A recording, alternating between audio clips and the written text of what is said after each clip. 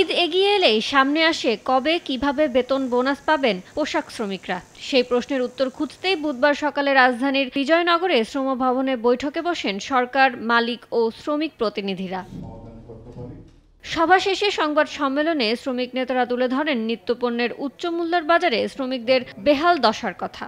মূল্যস্ফীতির হলে পরে কিন্তু বেতন বাড়ানোর ফলেও কিন্তু শ্রমিকরা কিন্তু খুব একটা ভালো অবস্থায় নেই, এইটাই বাস্তবতা।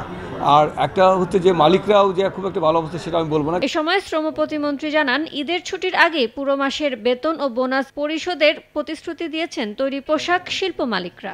মালিক পক্ষ স্বপ্রণোদিত হয়ে বলে দিয়েছেন পুরো মাসের বেতন যদিও মাস শেষ হবে না, এরপরও পুরো মাসের বেতন দিয়ে দেবেন এবং বোনাস দিয়ে দেবেন এবং কোনো শ্রমিক ছাঁটাই করবেন না। ওনার নিজেদের থেকে আগে ভাগে ওনার ডিক্লার দিয়ে দিয়েছেন। নগদে 500 টাকা বা তার বেশি পেমেন্টে পেতে পারেন ঢাকায় জমিসহ 20 কোটি টাকার পুরস্কার।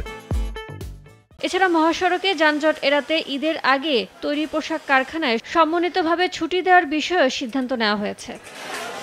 ইয়ানুর শিফাত, সময় সংবাদ, ঢাকা।